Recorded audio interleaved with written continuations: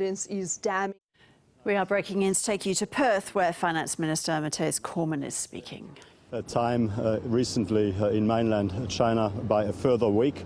We understand that obviously causes disruptions, and we're very mindful of the impact, the potential impact of those decisions on the Australian economy. However, we are acting on the advice of medical experts, the Chief Medical Officer at the Commonwealth level, and indeed all of the Chief Medical Officers in the respective states. And we're focused on keeping the Australian community safe, and so far the measures that we have taken have been successful in helping to contain what of course is a very significant public health risk.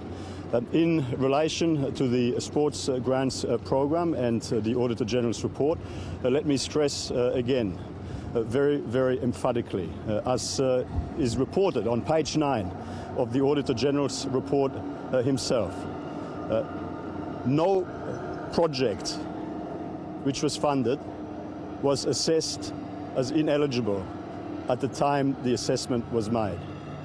No program that was funded under the sports grants program was assessed as ineligible, and that is something that the Auditor General actually, or the Auditor General's officers actually again confirmed yesterday at the Senate Select Committee inquiry hearing. So the proposition that somehow decisions were made to allocate funding to ineligible projects is false. The Auditor General himself in his report made very clear that no project which received funding was assessed as ineligible when the funding decisions were made, and indeed that was confirmed again last night. Happy to take questions. But at one point these clubs may have been eligible. Is it the problem that by the time funding was delivered that they weren't? Is that just the point here is when the Minister exercised her discretion in relation to funding decisions, and I mean this is something that is very clear in the Auditor General's report, and it was made very clear again yesterday. When the assessments were made in relation to the various project applications, not a single project which received funding had been assessed as ineligible. That is in contrast to what happened in Anthony Albanese's own portfolio when funding allocations were made under a program that he was overall the cabinet minister with responsibility for, which were in fact ineligible. So, I mean, Anthony Albanese's comments today are incredibly hypocritical given his performance in his time in government, and indeed the scathing Auditor General's reports that, of course, were issued at the time when he was the Minister for Infrastructure. Can you clarify, though, the Auditor General's report yesterday revealed that 43% of projects got funding under the scheme were actually ineligible, so by the time they actually received the funding. So that's the Prime Minister and all of us, all we have been doing is actually to quote the Auditor General's own report.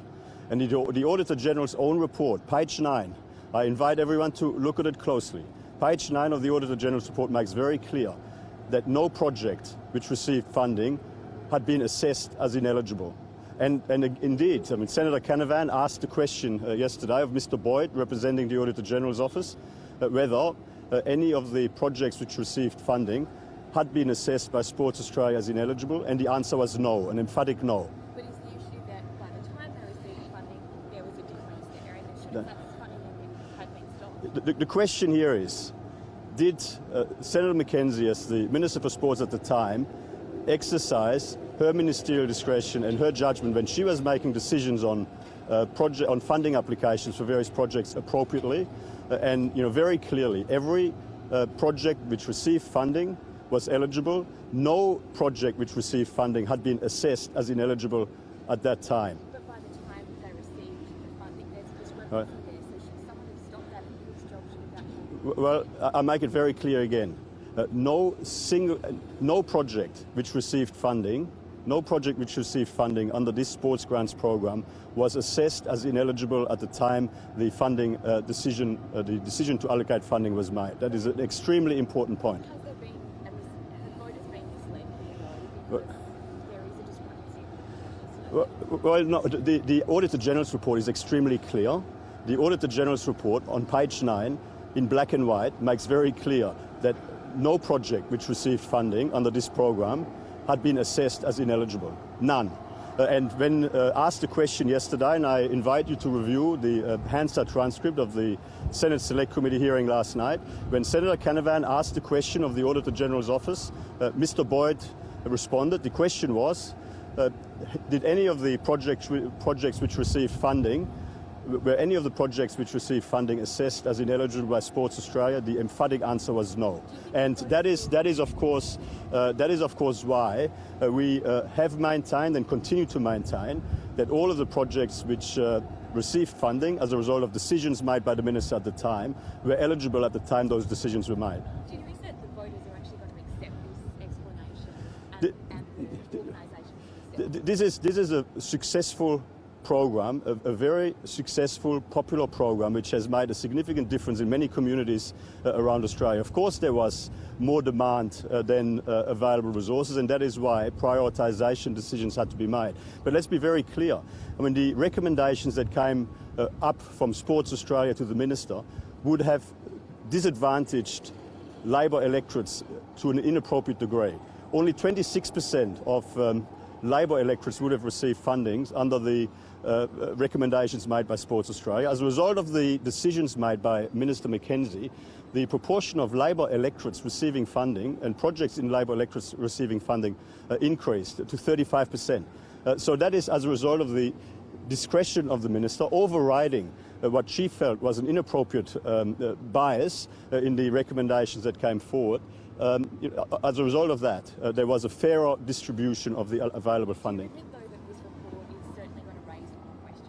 Well, we take the Auditor General's report very seriously. We've already said that we accept all of the recommendations. I mean, 3 recommendations were addressed to Sports Australia, and they, of course, are acting on those.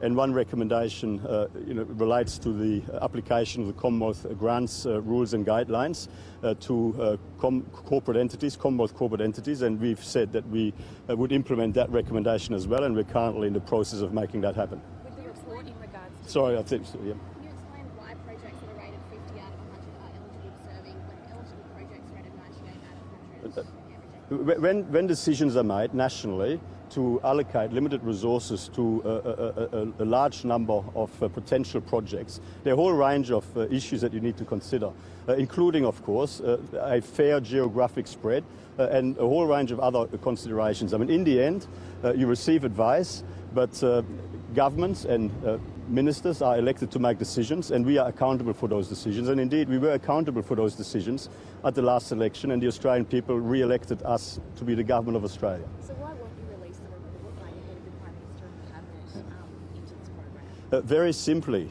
because it is a report which was prepared for the consideration of a Cabinet Committee. It is a report which provides advice and informs the deliberative processes of Cabinet, and under the Westminster system of government, of responsible government, for hundreds of years we have maintained the system of Cabinet confidentiality, because Cabinet confidentiality is a cornerstone of good government, because without Cabinet confidentiality you don't get the best possible decisions in the public interest out of the Cabinet. Now, Labor governments in the past have maintained the very important principle of Cabinet confidentiality. We are maintaining it, and I put it to you that Labor governments in the future will maintain it for good reason. Wouldn't that help to restore the confidence in this program, though? There was a very transparent approach to this. There's lots of... There is a very transparent approach to this. I mean, we are answering. Well, that is your view, that is your opinion. You're entitled to it. But in the end, I mean, we are answering questions about this day in, day out. I'm here answering questions today. There is a Senate Select Committee inquiry into it. There's an Auditor General's report. The Senate Select Committee hasn't even invited the Secretary of the Department of Prime Minister and Cabinet yet. I mean, this week in the Senate, Labor was pushing for a completely unprecedented and inappropriate sanction in the Senate against the government before they even had asked the Secretary of Prime Minister and Cabinet, Mr. Gaetjens, to appear at the Senate Select Committee hearings. And I mean, Mr. Gaetjens has made very clear that he is prepared to provide a very detailed statement explaining his findings to that committee. He is prepared to answer questions. I mean, that is, of course, being open and accountable and transparent. But the Labor Party hasn't even yet asked him to appear. I I mean, that just shows you how absolutely outrageous they are trampling on parliamentary conventions earlier this week in Canberra was all. Just on the finance portfolio, Saul Eslake has said that because of the coronavirus and bushfires, there might be a quarter of negative growth in the March quarter.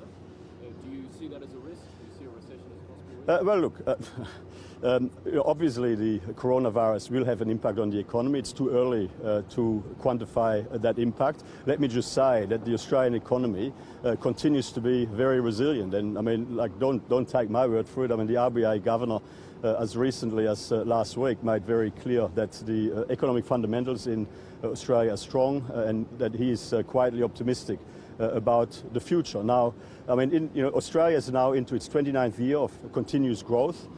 We, of course, are pursuing a pro-growth agenda as a government with lower income taxes, more investment in infrastructure, an ambitious free trade agenda, helping our exporting businesses get better access to markets around the world, deregulation agenda, and indeed, I mean, the monetary policy settings, are obviously, very attractive with, very low official cash rate, and indeed our exchange rate remains internationally very competitive. So, we are quietly optimistic. We are facing a series of global economic headwinds and some domestic economic challenges, but the Australian economy continues to grow. Employment growth continues to be very strong, and wages continue to grow faster than inflation. So, we are quietly optimistic that we will continue to grow into the future consistent with the forecasts. Thank you.